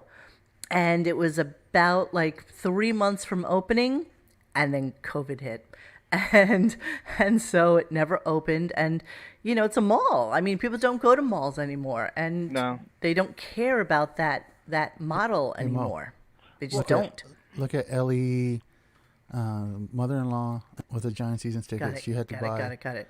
Mother-in-law has giant season tickets. To buy her tickets, she had to buy PSL of her seats for $15,000. What? Yes. What are we talking about? What does PSL mean, Elliot? Scroll up. Scroll up. There's another license. definition from Wiki up front. Scroll up a little bit. Who? Scroll up. I can't. Personal seat license, I think, Monique. It's Johnny Troiano wrote that as an acronym. I don't know where Johnny Trojan. Got it. Personal seat license, or PSL, is a paid license that entitles the holder to the right to buy season tickets for a certain seat in a stadium. Isn't that insane? That's bizarre. I don't even understand the like two-part series of this. It's a double dip. It's a total double dip. I thought it was And who owns the PSL? Technically, you do. Well, I mean, the like, who are you buying that off of? That's part of the deal with these stadiums, you know. Like, and then you buy permission to get on the approved list to buy season tickets. Yeah. Jesus, I don't even understand that. Yeah, but you know what? You know what's really funny about how we're talking about the Raiders is, it really is funny that what he should be talking about is the fact that he's breaking the law broadcasting from his home in Palm Beach, and because he actually brought Florida up today. He's breaking the law, and he's doing it on the DL somehow for millions of people. Do we think he's in Florida? Because I still don't know. 100% he's in Florida. You'll never know for sure. But the thing brought Florida up today very briefly. Okay, he may not be there this second, but he has 100%. Actually, I had a DM from someone who was a private jet pilot or worked at the airport in Palm Beach. He said they were coming in there the entire time they claimed to be in the Hamptons. Anytime Howard is in Florida and you hear him on his show, he's breaking the law. Like Rush Limbaugh he lived right down the street from him. He wasn't allowed to broadcast from. He got in trouble for broadcasting from his house. From Billionaire Row. Right. It's literally called Billionaire Row. I thought they were lifting that rule. I thought, did he pass something that they went lax on it? I don't know. I thought I heard they were getting. Maybe there's a pause on it, but he's been there for a while. Let me ask you guys this conspiracy theory. That's what he should be talking about. Not the Raiders. One of the most irritating. New York sports is such a. They're so arrogant. They're such a mess, and all the the stuff with Jersey and everything. I just hate everything about New York teams. The Yankees. They built a stadium a few years ago, right? The most richest franchise virtually in all of pro sports. 81 home games. Charge the most money. Can demand anything. Why do they not have a retractable roof on that stadium? Come on, man. There's the same people that gave season ticket holders medium Pepsi. They're playing baseball in late March when it's 31 degrees. At what time? What's the temperature at 8:30 at night in late March, early April? In New 25 York? degrees? Yeah. Yeah, maybe 35. Right. And the Yankees don't have a retractable roof. Why do you think that is? Why is that? They spent billions to make that friggin' stadium. They are so rich. They are so rich. And they built that stadium not that long ago. When there's teams all over the country with substandard, like obscure teams in Kansas City and Minnesota that have retractable roofs. They can't swing it. Sure you can't. You know why? This is my theory. They like rainouts. You know what you do in a rainout? You go under the stadium and spend money in the concession stand. They double dip people for coming back in front. Why would you not want? You could control that. You can control the atmosphere. You can't control those unions. You know, you got to grease some palms. Exactly. Oh my God, Xavier, you are so you need exactly concrete. Right. Yeah, you need could concrete, be a union. huh? Could be a. You know, concrete don't grow on trees, John. Don't grow on trees. Exactly. That's exactly right. You have to deal with so many layers of unions and everything in New York to build anything. Johnny, my Maserati, she don't run so good anymore. But you look at the tennis stadium. They have a retractable roof, and it's gorgeous. In Queens. But does and they can't Shea pull it off. So how about the unions, man? No, they don't either. Dude. Which is amazing. We get so much rain. I'm shocked. In New York or New Jersey. Good luck. I really think they like rainouts. I really think ownership's like, you know what you do? You spend money. You hide. Yeah, but you know where Yankee Stadium is. It's such a shithole there. But there's so much concession there now that they like the delay. They double dip you on parking when you come back. Oh my God, yes! I literally spent $45 on sushi just for myself. That's right. And it was like a plate. That's what you do when it rains. That's what you do when it rains. No, you know what I do when it rains? I get on the train and I go home. I don't really care about stuff like that. Well, I would never stay there for that. It's funny that you talk about Yankee Stadium, but SoFi Stadium, which we're having Super Bowl, is literally in one of the worst neighborhoods in the United States, in Linwood, California. If you ever notice when they Where show is that exactly? Linwood is basically LAX adjacent. It's like on the other side of the freeway. Oh, it gotcha. is so ghetto there. It really is. It's so ghetto that the Lakers moved out of there when they played at the Forum. It's really bad. And every time you see it on TV, you see it from the exact same angle. Yeah. It's that angle with the little lake in front of it. They never show you what's on the other side because, people are getting carjacked and Well, that's the way Yankee Stadium is too. It's a lot of it's funny that it's the same. It row houses. It echoes and of what you're talking about. Yeah, it's exactly the same. Exactly, except what they did in the Yankees. Am I correct in this that they did a little bit of eminent domain and bought up a bunch of housing as well, and then took the parking lot and made that where the stadium was. And then added additional parking where there were some homes. I think you're right. Like that. I heard they gave all those people space heaters to keep them warm. Oh, that's not nice. Mo, here in Michigan at the alma mater of Hine, you have to pay $160 or more to the football season ticket interest list to even have the opportunity to purchase available season tickets. Well, but okay, so for something like Michigan, don't they have to give X amount of tickets to the students? I know that to be true, right? I mean, John Hine.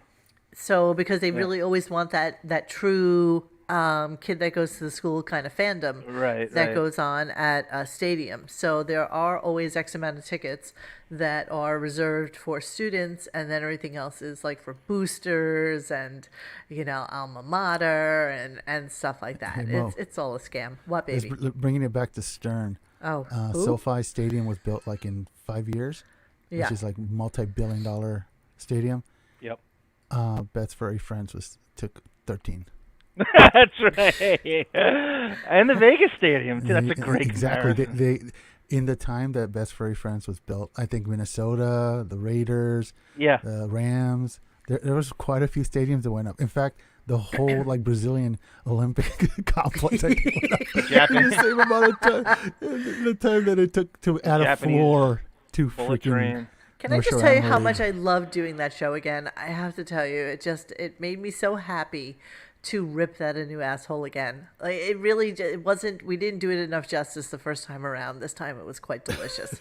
It really was. And that's a great segue into my next clip, my next two clips. We have segues for days. This is, this also went on for about an hour because it was Beth Stern's happy ending hour, basically, is what it is. So he usually pulls Beth in around the 9 o'clock hour, and then, he's been taking her to the end of the show. So this conversation was absolutely the most insane of what they discuss with each other. And you will appreciate it as I play it. He was upset because she was upset because she had to clip his toenails. And while she was clipping his toenails, he had a little bit of dirt inside, like the inner portion of one of his toenails. Oh, Jesus. And she went absolutely, she was apoplectic about the fact that she had to do this in her bathroom, in her She's tossing salads in Arabia. But Monique, was this later? I was in and out. This is right at the end of the show. Okay, I heard something related to this where he was bragging about showering. Okay, here we go. Oh, God. Quick comment. I was talking about how you cut my toenails for me, and you toenail shamed me the other day because you were cutting them, and then I didn't even understand what you were saying. I know what you're referring to. Everybody understands when I say, sometimes under your toenails, when you're cutting, there's a little bit of dirt, and then you cut, and then that dirt comes out and it gets on your finger, and you can smell. It smells horrendous. No, it doesn't. Mine doesn't. I think everybody understands what I'm talking about. No, or is I it don't. Just me? It's just you. No, What's under your nails that's smells. under your toenails, and I had just taken. I had just taken a bath and I had all my candles going. It was so fresh in my bathroom, and you came in about how she does with your this clippers. Right. And I'm like, oh, my poor bathroom. I just. I was embarrassed. It was so clean and smelled so good. And I was like, okay. And you go, well, where should we do this? And you sat down on my tub. You told me to. I know, because I didn't feel like going all to your area. So, so you Your sat down, area. and I'm clipping the nails, and the toenails are flying. Like one hit my window. She was disgusted, basically. She was disgusted by the fact that she had to clip his toenails and that the dirt underneath one of his nails might smell, and the fact that she had just taken a shower and a bath. She doesn't shower. She takes baths. Yep. And all her candles were lit, and, you know, this is her me time during the day. And doesn't she shower like 80 times a day? Yeah, she showers like, she bathes like 5 times a day, according to him. Yeah. How is that even a thing? You think parts of her body look like raisins? Who bathes? She has nothing to do. You should. It's literally. It's on the list of things people do, and they have nothing to do. It makes her seem cleaner. That she's cleaner than us. We're civilians. Well, that's probably like a little bit on the psychological side, based on what her history is. How does a man who's never done a day of manual labor have dirt on anything? He doesn't. Never done anything ever around dirt in any way, shape, or form. That wasn't dirt. That was when he had his toe in Francisco the gardener's butthole. How about the repartee and the euphemisms they use to prevent us commoners from knowing that 1%er lifestyle? Your area and my bathroom and oh God, goodness! Like 5-year-olds playing with Fisher Price toys to have more experience in their voice. Did you hear him earlier in the show, Monique, bragging about? He did a little glimpse in his therapy, which I don't know what I believe in terms of when he goes, how he goes. Is it Zoom? Is he still going, or is he making up stories to make him look evolved and deep? That he's so what his therapist is telling him that he needs to do more things for himself. He's too enabled. And he was bragging about showering, that he doesn't. He washes something all by himself, and it wasn't done with irony or any kind of like tongue-in-cheek. He was bragging about showering. That's bragging about showering? He's bragging that he takes his own showers.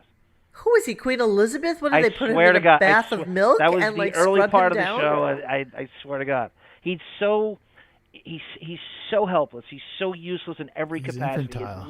He has no life skills, no home, nothing. That he was bragging. The only thing he does is shower for himself. Everything else is done for him. They are absolutely revolting people, says Jeremy. No wonder no one wants to hang with them anymore. Imagine Kimmel and Molly spending the weekend, and this is what the conversation is. And he has also actually said in the past that if you do stay at his house, you must be ready to eat at 6 p.m. precisely. And if you don't, then you lose your right to eat, basically. What a party. Can you imagine? That's what Ralph said, right? Yeah, they have these. Ralph said that. Let's see, Monique, would you clip Howard's toenails for that chatter? You know what? I would do it if I loved somebody, and I would do it if they really wanted me to. I mean, I've groomed, past boyfriends' toes all the time. I don't give a shit. But I would never make the comment that, okay, you're in my space, in my bathtub area. First of all, and you might have something underneath one of your toenails that smells. I just think but better than that is the next conversation. Beth better check that prenup if you think that's hers. Which really shows you how this is how two anorexic people talk to each other. Yes. This really just kind of blew me away. And it's really our final clip for the night, except for like one quick friend. Christ. So this is anorexic chat from the very end of the show. Here we go. You had yesterday. Yeah, I want that meal again. It was good. I'll have it again. Okay. Yeah, I mean, I can't think of any past yesterday. I don't remember. I don't have a favorite. You just ate that. You know what it is? My favorite meal is like spaghetti and like turkey meatballs, for example, or spaghetti and like. You like those eggplant meatballs? Eggplant. Yeah, those are all right. Eggplant meatballs. Something like that I like. But the doctor told me not to eat spaghetti anymore.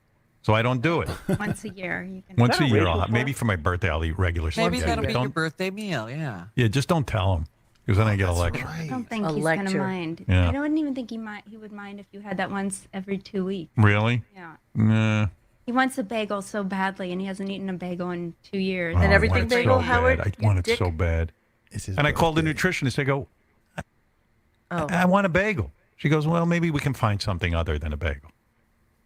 Oh. Yeah. You can't have a bagel? I don't know. That's what she said. How about half a bagel, a quarter of a bagel? A bite of a bagel. I don't know. Just Evidently, I'm yourself. teetering on death's edge. You were I don't watching me eat understand those why cookies you the can't other eat night. so many foods. And Beth's eating 4 cookies a night. Oh my god! Big giant cookies. And I'm like, what the fuck? I realized the What's recipe going were on? those thumb cookies, and I enlarged them. You know what I mean? What is that? The recipe were those little thumb cookies. Yeah. So when I made them in these. You made giant, them bigger? They were like Robin, the size of his head, and I would eat 3 every night. How funny is that conversation with Amal Clooney? Oh my God, I made these thumb cookies, and they she were the didn't. size of Howard's No, head. she didn't. And I ate 3 of them. This is their conversation, though. So, what nutritionist tells anybody that you are no longer allowed to eat spaghetti? And by the way, I've been craving a bagel for the last 2 years. But Monique, why do you even? I think we're all relatively. bull crap. Why do you even need a nutritionist?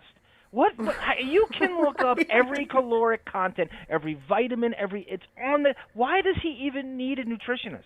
What is it even for? He is 6'5" and weighs 190 pounds. Let's process that. Fat ass. Fat ass. Fat ass. Dealers. Okay, can we discuss the fact that it is Howard Allen Stern's birthday tomorrow? Oh, yes. Yeah, someone's getting older. Yeah, John and I talked about that earlier and what we should do as a special buddy. treat for tomorrow's birthday. Should we play his speech from his 60th birthday party where he gave all the credit in the world for everything that has been good in his life to Marcy Turk? Yeah, while definitely. Beth was sitting on his lap. Definitely. Should we play a birthday clip where he got all sorts of gifts and whipped out the shredder so that he could throw them all away and or shred them, because that's what he thinks about gifts that are given to him from his guests? Or shall we just wait until tomorrow? We'll see what he says about his birthday. First of all, he will make no human contact tomorrow, so nothing that won't change. Right. He won't even go anywhere because he's terrified. And how old is he going to be again? 68. 60. Oh, it is 68. See, we said 67. It's He's 68. almost 69, 1954. dude. Wow. How great that. And how old is Ronnie? Ronnie's 3 years older than him. It's like And 71. how old is Robin? Robin is 1 year older than Howard. Fred's 1 year younger. 69, dude. Dude, for someone who's so petrified of dying, every birthday is just a bitter reminder that he's so much closer to pushing up daisies. Jesus. It's awesome. I bet he didn't sleep tonight. I bet he's. I think he looks at his parents and says, I'm gonna outlive them. He knows he's getting a colonoscopy every 5 minutes. He's been terrified of death in his 30s. Yeah. You were not tortured when you're worried about living. You're not. I don't buy any of that. It's awesome. Happy All right, birthday, Robin. Howard. Robin's birthday was 1952. Oh. Right. So she's a year older than him. Ronnie Mund birthday was 1949. So 5 years. he's just turned 72. 4 or 5 years. And then Fred Norris is 55, 1955. 66. Yeah. Yeah. Right. So they're like a year apart the between best the part- three of them.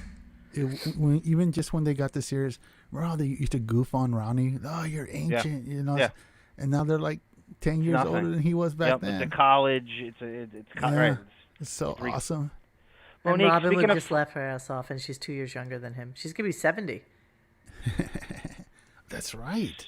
Haha. Wow. Do they have surprise guests tomorrow? Are we gonna do with the Zoom effort?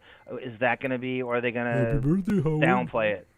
Are they gonna have they're gonna have pre-recorded celebrities, or are we gonna is it gonna be just this lazy? I think that he's not into that anymore. I think he's Yeah, not I know. into showcasing his Robin. birthday anymore. So we should do it for him, actually. Yes. Yeah, we'll see what happens. You know what's great about that birthday do. bash when they had it that big? All the celebrities were in town for the Super Bowl that weekend, so it wasn't like they all flew in to say happy birthday. No, not only that, X. You're absolutely right, but not only that, but they were all watch and repeat, pretty much repeat. You know. Yeah, but I mean, everybody you saw there was later on like at some Super Bowl party that was going on in town. No, totally, and they were all repeat guests. There were very few people that you were surprised to see at all. But they acted like they all flew in for Howard. No. No. Wasn't Robert Kraft there? Yes. So was James Dolan. So was Harvey Weinstein. So was, I'm sure, Epstein is in the background. There's great repartee, Monique. If I don't, do you have the video? Do you have the birthday bash video? I'm sure I can get it.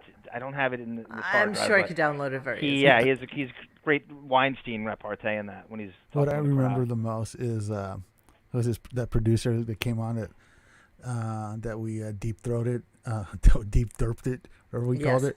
He was talking about how they couldn't give away tickets, like they were literally running around the street trying to get tickets. Giving them out to anybody. There's a story with Chuck Zito trying to get in.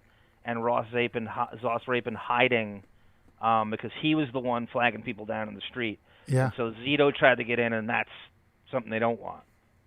And Zito was going after Ross, and he was hiding. That's a Robin got David Bowie to sing for Howard's birthday, and Howard got Robin David Hasselhoff. Yes, I'm working my Bowie T-shirt today in honor of Sam Bowie. Man that was his birthday this weekend. Yes, it was. On the 8th. Yes, it was. Yes, it was. Something to celebrate. Okay, so we were talking a lot about how they end the show these days and that they no longer do plugs. And I just wanted to play you what is played at the end of the shows now so that you can see. So instead of Fred plugging any comedians or block parties or fun things that are going on. No more Rocket Entertainment? It is all Howard all the time. That's all he does. So let's just we'll top off our show with the ending credits of the show. Monique, can I? Why do you always start to talk right when I'm just about to play? No, you're gonna end it like this. No, I'm just ending this portion of it, and then we'll say our goodbyes. Okay. We want to hear your feedback. Send an email to sternshow@howardstern.com and follow us on social media @SternShow. Visit us on the web at howardstern.com for the latest photos, games, and more. And watch videos from The Stern Show at home or on your phone by clicking on the Howard page on the series. Yeah, that's it. That's all you get. And then it goes right into... And it's pre-taped. American Nightmare again. And he's not doing it live. He can't even... that's all you hear, Fred. Yeah. That's no it. more honey from the bees, people? Huh? Speaking of Fred, Monique. Yeah. I sent you a clip, and I don't know if you're equipped to play it, if you downloaded it. It's from last week, and I posed this to you off the air, and I wanted to ask the chat this. What does everybody think Howard's mysterious conversation with Fred was about last week when Fred needed to get a hold of Howard, and he graciously called him back, and Fred was asking his advice? What do people think this is about? What on earth are those two? I think he said he wanted he offered him advice on something. Do you think it's a Buchwald related thing? Two Buchwald clients? I think it's some sort of financial something that Howard gave him advice on. 112. I don't think that Fred would ever call Howard about problems he's having with his wife. Ever. You think it's a Tess Norris related issue? No. He doesn't dare bring up Howard's daughters, right? I don't think they're that close. I don't think they're close enough for Fred to talk about anything personal with him. Unless it's business related. I don't think that there's a chance in hell of it being something that is part of Fred's life. Fred is a very secretive man, and I don't think he cares to have Howard have a little bit of knowledge on him that he could, it could rear its ugly head at any time and just be something that Howard says out loud. That's why when he said that, he had a personal conversation with him, a private conversation with him, something off air, and Fred just had to reiterate, very private, just to make sure that Howard wouldn't in any way, shape, or form talk about it to him. It had to be about money then. So I think it's a Buchwald thing. I think, like, you know how like Howard brags that he's never taken a pay cut. That he claims that they just scale his pay relative to the days he works. I would be surprised if he made those guys take a cut. You know, I wouldn't be surprised. No, I wouldn't either. Didn't they just redo him like about a year ago, whatever? Yeah, but you know what? I think that everything changed with COVID, and so I don't know that he necessarily. Look what Melvin says, Monique. Where? Let's see. Fred wants to leave the show. Howard wants Fred to leave the show. I don't think that he would want him to leave. I think that he would want him to take a pay cut. I think that Fred will do anything that Howard tells him to do. Yeah. I think Fred has absolutely nothing else going on in his life. That's what Jackie says, Monique. Like we theorize this. We assume this. We have hypothesis. Jackie confirms that is exactly what Fred does. Like we always go, okay, well, he's such a lapdog, and he is, as it appears. But what goes on behind the scenes? Jackie indeed confirmed to you a few times that is indeed what Fred. He is loyal to a fault, which is not a compliment. I have no other options. Of course he doesn't. But Fred is also 66. Where's he going? But I mean, you could say the same thing 30 years ago. You could say the same thing 30 years ago. I could see. Where do you market him? Them going. Well, you know, you're not really traveling to New York into the studio anymore. You're at home, so we need to redo your contract a little bit if you still want to stay on the show. I could absolutely see that happening. Yeah. Jeremy Harrelson, he absolutely is set to retire. He's been making seven figures for years. Yes, his salary and that whole is the most mysterious thing on that show. Yes, and no. But doesn't he have a lot of private school to pay for? And living in New York ain't cheap. Yeah, but he has one kid. He has one kid. I mean, where does he live? Isn't his wife kind of a bit of a spender? He lived in Trump Towers. That when we have Opie on, Monique, apparently they lived in the same building. Yeah, yes, I can't quite get I want to get deeper into that. I have the history of the housing, and we did that in the real estate show. I showed the house the apartment that they lived in, and then they sold that apartment and moved to a lovely place that I would kill for. How lovely. By Columbus Avenue somewhere, and then they moved to the east side, and then they bought the house in Sag Harbor, and so now I think they live in the city and also in Sag Harbor, and maybe they gave up the place in the city because Tess is in college now. I think that's a two-master race. King Norris, John, and I quote Patrick Ewing. TikTok. John, goddamn. John, I quote Patrick Ewing when it comes to Fred. Yeah, I make a lot of money, but I also spend a lot of money. Yeah, that's exactly right. Yeah, Fred is neighbors with a lot of very famous people. Michaels. Yes, he is neighbors with Lorne Michaels. Cindy, I don't think the King Norris fund is as big as you think it is. He's been making seven figures for years. He's a Buffalo but he's client. been spending seven figures for years too. I think he's. Does he sound like a spender to you? I'm not saying he's broke, but I don't think he has as much money as people think he has, and not considering the kind of money he's made for doing nothing for as long as he has. He rode his motorcycle to Gary's dad's funeral to save on gas. Yeah. Cindy, sorry, his house is in Amagansett. Okay, Amagansett, right. Cindy KG writes, she's got a theory.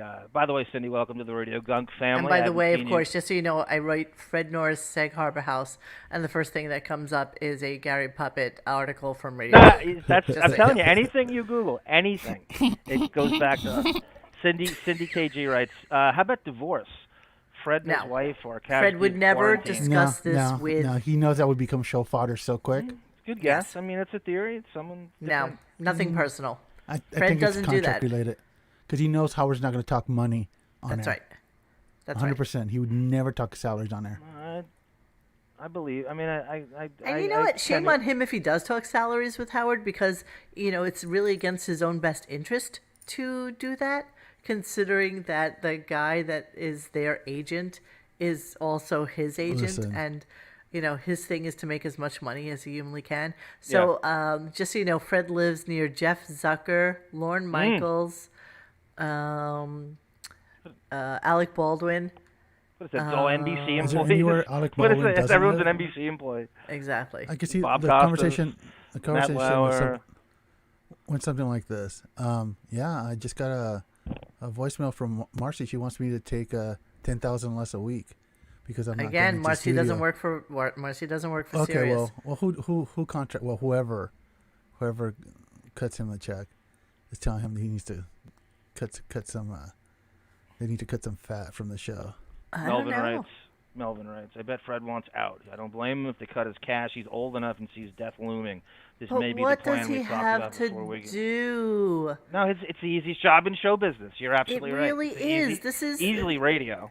This is almost as easy as Ronnie calling in at 3 o'clock in the morning so that he can discuss bagels. I mean, it's just the easiest thing for him to do. It lasts all of what? Like 15 minutes? Fred's output is about 15 minutes worth of the show, if that much. That's a lot. And if you don't believe us, believe Tracy Millman, who, remember the clip we played? I think it was in like cleaning out the computer show. And they asked her, who's the job she envies the most on the show? And Tracy, who is honest if she's anything, said Fred Norris. I want Fred's job. He has the easiest job. That's what I want to do. Because Sal could do that job, and Richard could do that job, and Benji, if he actually tried, could do that job. And Bon Jovial could do that job. Bon Jovial could definitely do that job. Chris could do that job. Anybody. And he's doing it less and less. So, yeah. You know what? Take the pay cut. And I could see it being a conversation like that. And Monique, get called a genius. And a tough guy without having to prove any of this stuff, and you never get called on it, and we'll win Fred's money for you, so you always win, and you can listen to the answers with that stupid headset he has on, fake dancing. What, babe? Isn't Fred like the last surviving member from Golden Girls at this point? Yes, he is. Yes, he absolutely is. So yeah, he's got Fred's got nothing else going on. Honestly, Fred's got nothing else going on. In fact, so he'll just ride the wave, just like Robin. He'll be able to retire. We'll never hear from him again. I am such a sucker for a King Norris joke. I laugh every time. I never get sick of it. Lotus Notes and King Norris. We were going to name the show Lotus Notes, by the way. That was one of the proposed names. Yeah, glad that didn't happen. All right, we've been on for an hour 46 about a show where I had 9 clips that amounted to 7 minutes and 52 seconds of airtime today. And we have been on the air for an hour and 45, just so you know. So, yeah, it might be that could be too, Cindy. Fred wants to move away from the Northeast. Yeah, that's a theory. That's not bad. I think that his job... That's not bad. I think his job can be done from anywhere. And why would he want to? He lives in Amagansett. He has a beautiful home. No. Looking at John O'Reilly, and I look at that. Look how Bon Jovial shoves his 2 cents in. Guess who's the Jew? Yeah, that was an actual Everyone thing. is wondering what John will be singing us out with today. What do you have for us today, Johnny? I say we let Xavier sing. And he was singing at the beginning of our show. That was Here we go. Ready? Emphatically. No, you don't. No, you don't. No, you don't get away with that. No, you don't get away with that. Yeah, you don't get to do that. No, you don't get an out with that. No, you don't need to work the Jewish music with us. There'll be no Havana Gila or whatever the hell that was. Stop dragging my heart around. Go ahead, Axel. I know, you were singing so cute at the beginning, and now you're not going to do it for us. I thought you never want to be your own girl. Maybe you can never look me in the eye. Then you buckle with the weight of the world. Stop dragging my heart around. Very nice. All right, that's going to have to do it for us. Music is so petty now. I bet you we get a copyright strike for that. Tom Petty's people could be Mr. Whiskers singing Tom Petty's music. We got a copyright strike when Mr. Whiskers did You'll Never Walk Alone from the Jerry Lewis Telethon. Yeah. Whiskers, we got a copyright strike from the Jerry Lewis Telethon. The other day, Mo played that for me. Like, what the fuck am I saying? I have no fucking clue what I'm saying. That's one of the funniest clips ever, ever. You'll never walk This show's so stupid. We are so stupid. All right, we're leaving you, and everybody have a wonderful night. And don't forget, tomorrow is Howard's birthday. And Tiger Lily's son. More importantly, Tiger Lily's son's birthday. Oh, much more important. Tiger Lily's son, because we have an entire forum dedicated to that boy. So yes, we will also honor Tiger Lily's son tomorrow. And guys, have a great night. I'm sorry Dennis missed out on the show tonight, but hopefully he'll be with us tomorrow. So we are going to end